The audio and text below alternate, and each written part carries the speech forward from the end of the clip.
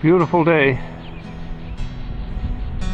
Actually, this is June 2nd, but I'd rather be out in the woods fishing. I got a little trouble with gout in my right foot. I'm going tomorrow though. I'd just as sooner be sitting on a day like this in my tree stand. Because it's not hunting season, you can't take a rifle back in the woods right now, or a bow.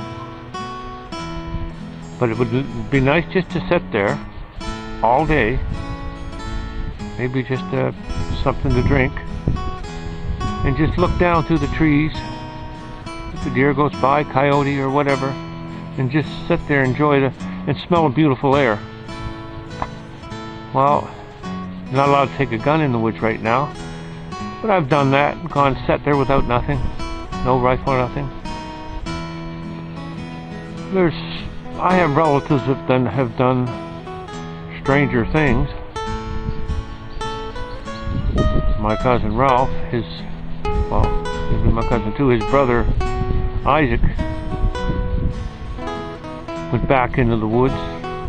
It was during hunting season though. He had a rifle. He had an expensive coat, hunting coat, real expensive hunting coat. And he got to this tree and he figured he'd climb the tree and sit there, maybe up above the nose of any deer or anything come by, and they wouldn't smell him.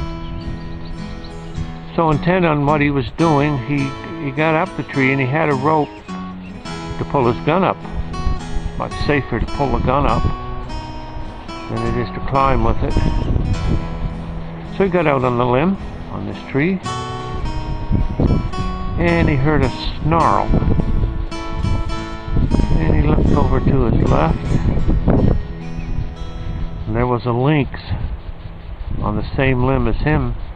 He had pinned the lynx out on the end of the limb. The only way for the lynx was to go through him to get out of the tree. Anyway, Isaac took off his brand new expensive hunting coat, paid several $100s for it. He took it off very slow and he opened it up. And being like a true Macumber, he lunged at the lynx with his coat open to cover the lynx so he couldn't get clawed. Well, after a bit of a battle in the tree, snarling and groping around in the tree, by the time they both fell out of the tree and hit the ground, needless to say, that expensive coat wasn't worth 10 cents. This big cat clawed it all, screwed it all to pieces with his claws. Not to mention Isaac got a few good bad scratches and bite out of it. But the lynx got the worst of it, believe it or not. And the lynx took off. I guess he figured, what the hell is this coming up the tree? So the lynx took off, and that was actually put in one of the outdoor magazines, that story, and it had been witnessed by somebody on the ground that was there with him, and I guess that's the life they lived. He was a guide in northern New Brunswick, and he used to take people back in the woods. And there was a hunter going back one time, and the hunter had just happened to be a cop, and he was guiding this cop. They had to go by canoe for miles and miles and miles, and then they had to take the canoe and carry it to a lake, and they got across the lake. They finally come to this camp, with old rusty camp with bunk beds in it.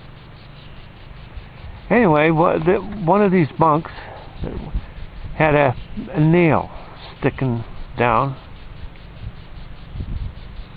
above the bed, and the cop says, "I'll take the top bunk." and he made a lurch for the jump to get up into the top bump, and guess what he did? He hit this nail in the top of his head. Well, he was bleeding bad, and he could hardly walk. So Isaac had to get him back in the canoe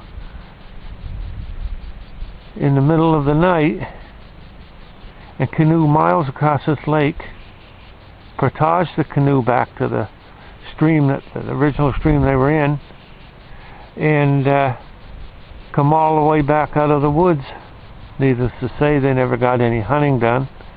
I guess the cop was all right, but that's just some of the things that they actually did. And they've done some other things too, I guess, but the one thing is they always had to be in the woods. They had to hunt, they had to fish, and it was a sport maybe in some ways, but really it was more than a sport,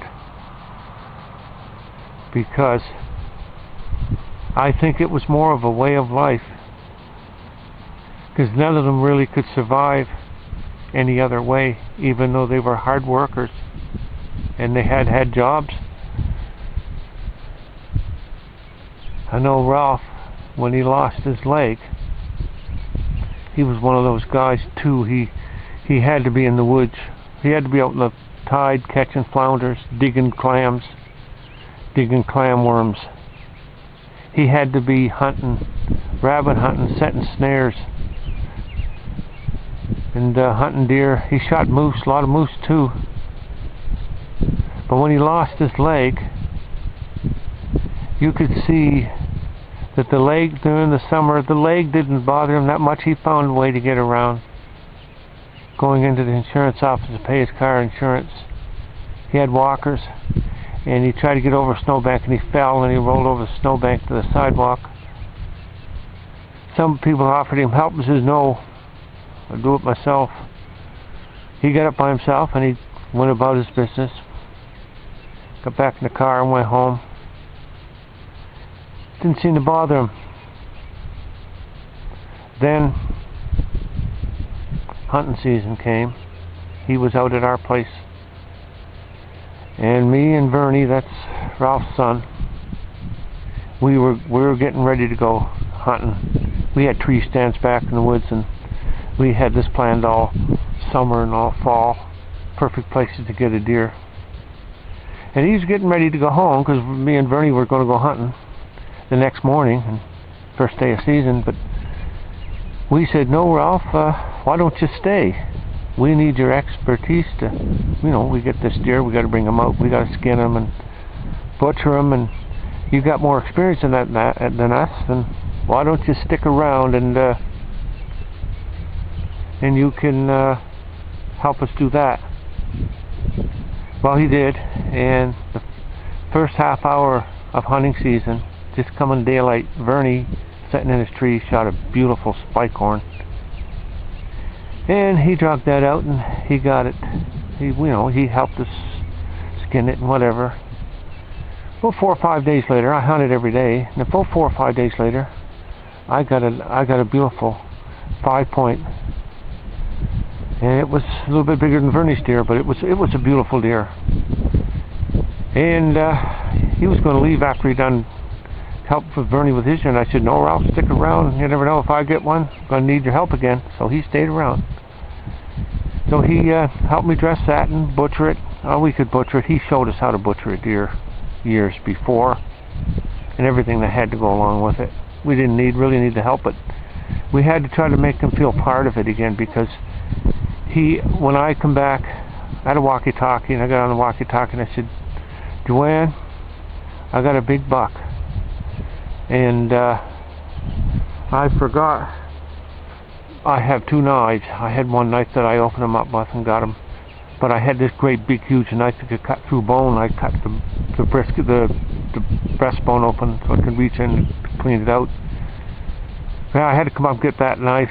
So when I went back, Bernie went back with me. We were both going to drag the deer out, And Ralph was in the kitchen window all of the time, looking out the window towards the field out back. You can see deer come up there. That's because that's where we were going to drag it out to. Anyway, Ralph came out, and it was sitting out there in the window looking out, and we dragged this deer out, and we managed to get it home. And you could hear when we come into the yard, he was drug this deer up to the house. You could hear the walker inside the house clonking on the floor, where he was going to come outdoors and have a look at this deer. And he come out. He wanted, excuse me, he wanted to hunt so bad, but he had lost his leg. But not being able to hunt, it was like a bird in a cage, a wild bird in a cage. And you could see the look on his eyes, and it was sad. But I'm just glad that me and Bernie, that those few days, had got him out here at our place, and we were able to get the deer and get him involved like he always had been. And I'll always remember that. And he's dead now. He died of a massive stroke. But if he could have had one more hunt, we were going to set out a tree stand for him. But he was getting older. He was in his 70s. Anyway, I'm going to turn this off because I don't know how much battery's left in this camera. Looking through the back of these digital cameras, the sun's shining on it, you can't really see nothing. So June the 2nd, Jim will be down here in about 8 days, and we're going to go trout fishing. So I'll turn this off for now and make another film later.